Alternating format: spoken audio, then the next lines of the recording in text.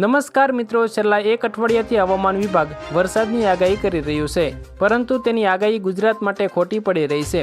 હવામાન વિભાગે 10 જૂનથી ગુજરાતમાં વરસાદ શરૂ થશે તેવી આગાહી કરી હતી, પરંતુ છેલ્લા એક અઠવાડિયાથી સતત ગરમી વધી રહી છે અને તડકો પણ ભૂકા બોલાવી રહ્યો છે। તો હવે ગુજરાતના તમામ લોકોને એક પ્રશ્ન થઈ રહ્યો છે કે હવે ગુજરાતમાં વરસાદ ક્યારે આવશે?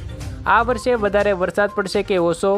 પવન કેવો ફૂંકાશે અને આ વર્ષે કેવા મોટા વાવાઝોડા આવવાના છે? આવા દરેક સવાલોના જવાબ આજે હું તમને આ વિડીયોમાં જણાવીશ, એટલે આ વિડીયોને છેલ્લે સુધી જરૂરથી જોતા રહેજો। તો મિત્રો, સૌપ્રથમ આ વિડીયો શરૂ કરીએ એ પહેલાં આ વિડીયોની નીચે એક હાઇપ કરવાનું બટન છે, તેને જરૂરથી દબાવી દેજો, જેથી આવનારા ચોમાસા ઋતુમાં તમને દરરોજ વરસાદના સમાચારોની માહિતી મળી શકે। અને તમને એક વિનંતી છે કે અમારી આ યુટ્યુબ ચેનલ પર તમે નવા છો તો ચેનલને સબસ્ક્રાઈબ અને વિડીયો પસંદ આવે તો વિડીયોને લાઇક જરૂરથી કરી દેજો। મિત્રો, સૌપ્રથમ આપણે જાણીશું કે અત્યારે વરસાદ કયા વિસ્તારોમાં પડી રહ્યો છે। તો હાલ મિત્રો, કેરળમાંથી ચોમાસું આગળ વધીને મહારાષ્ટ્રના મુંબઈ અને ગુજરાતના સુરત નજીકના વિસ્તારો સુધી પહોંચી ગયું છે, એટલે છેલ્લા 2 દિવસથી સુરત આસપાસના વિસ્તારોમાં અને સૌરાષ્ટ્ર પંથકોમાં જે દરિયાની પટ્ટીમાં આવેલા અમુક ગામડાઓમાં હળવો વરસાદ નોંધાયો છે। પરંતુ મિત્રો, હજુ ગુજરાતમાં ચોમાસા ઋતુનો વરસાદ શરૂ થયો નથી। હાલ જે અમુક વિસ્તારોમાં વરસાદ પડી રહ્યો છે તે પ્રી મોન્સૂન વરસાદ કહી શકાય છે, એટલે કે ચોમાસા ઋતુ પહેલાંનો વરસાદ કહેવાય, જે મિત્રો ભારે ઠંડા પવનો ફૂંકાવાથી અથવા દરિયામાં થયેલી નાની મોટી હલચલના કારણે પડતો હોય છે। એટલે ગુજરાતના તમામ લોકોને જણાવી દઉં કે હજુ ગુજરાતમાં ચોમાસું શરૂ થયું નથી। અત્યારે ચોમાસું કેરળથી આગળ વધીને મહારાષ્ટ્રના ભાગોમાં અટકી ગયું છે, જે ક્યારે આગળ વધશે તેની કોઈ માહિતી હજુ સુધી મળી નથી। એટલે હજુ આવનારા 2 થી 3 દિવસ સુધી ગુજરાતમાં વરસાદ નથી। એટલે જે ખેડૂતોએ હજુ પણ ખેતરમાં વાવણી માટે તૈયાર કર્યું નથી તે જરૂરથી પતાવી લેજો, કારણ કે વરસાદનો પહેલો રાઉન્ડમાં તોફાન આવવાનું છે। કારણ કે હાલ ગુજરાતની બાજુમાં વાવાઝોડા તૈયાર થઈ ગયા છે, એટલે આ વખતે ચોમાસા ઋતુની શરૂઆતમાં જ તોફાની પવન સાથે વરસાદ પડી શકે છે। તો મિત્રો, અત્યારે ગુજરાતની આસપાસ વાવાઝોડા સક્રિય થઈ રહ્યા છે, જેના કારણે ગુજરાતમાં તોફાની પવન ફૂંકાઈ રહ્યો છે। હવામાન વિભાગનું એવું કહેવું છે કે આ વાવાઝોડાને કારણે ગુજરાતમાં જ્યારે ચોમાસું શરૂ થશે ત્યારે વરસાદમાં તોફાની વાવાઝોડાની પણ અસર જોવા મળી શકે છે, એટલે પહેલા વરસાદમાં તમામ લોકોએ સાવધાન રહેવું જરૂરી છે। અત્યારે મિત્રો, જે ગુજરાતની ઉપર પાકિસ્તાનના વિસ્તારોમાં જે વાવાઝોડું શરૂ થયું છે તેની મોટી અસર ગુજરાત ઉપર પણ જોવા મળી રહી છે। આજે હવામાન વિભાગે જણાવ્યું છે કે આ વાવાઝોડું ગુજરાતમાં લગભગ 15 જૂનથી 18 જૂન આસપાસ ટકરાશે, એટલે હવે ગુજરાતમાં આગામી 15 થી 20 જૂન સુધીમાં તોફાની વરસાદ પડવાની સંભાવના છે। હાલ મિત્રો, ગુજરાતથી દૂર બંગાળની ખાડી નજીક પણ મોટા વરસાદી વાવાઝોડા શરૂ થયા છે, જે પૂર્વીય પવન ફૂંકાતા ગુજરાત નજીક આવશે તો ગુજરાતમાં આ વર્ષે વાવાઝોડાનો તોફાની વરસાદ જોવા મળી શકે છે। અત્યારે મિત્રો, ઉત્તર બાજુના વાવાઝોડાને કારણે રાત્રિ દરમિયાન વધારે પવન ફૂંકાઈ રહ્યો છે, અને આ વાવાઝોડાને કારણે ગુજરાતના ખેડૂતોને વાવણીમાં પણ મોટું નુકસાન પહોંચાડી શકે છે। એટલે આ વાવાઝોડાને કારણે ગુજરાતમાં ભારે નુકસાન થઈ શકે છે। અત્યારે મિત્રો, ગુજરાતમાં વાદળો દોડી રહ્યા છે, પરંતુ વરસાદ જોવા મળતો નથી।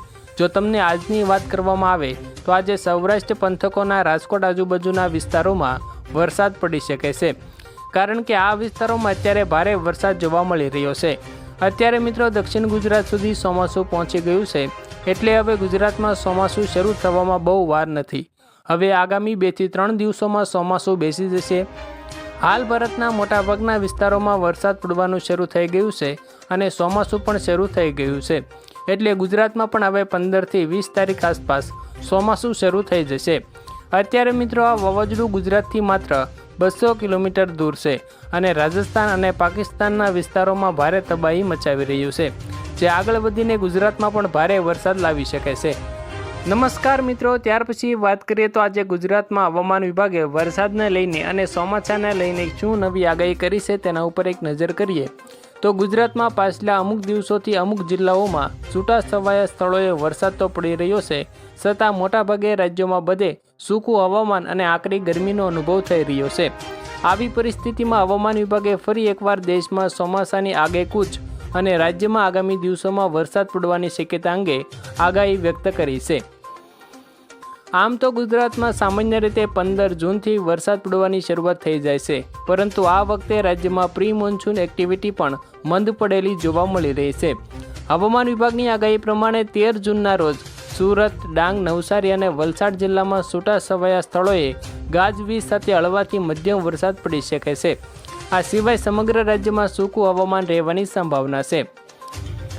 15 જૂનની આગાહી પ્રમાણે દાહોદ, મહીસાગર, છોટાઉદેપુર, નર્મદા, સુરત, ડાંગ, તાપી, નવસારી અને વલસાડ ખાતે છૂટાછવાયા વિસ્તારોએ ગાજવીજ સાથે હળવાથી મધ્યમ વરસાદ પડવાની સંભાવના છે.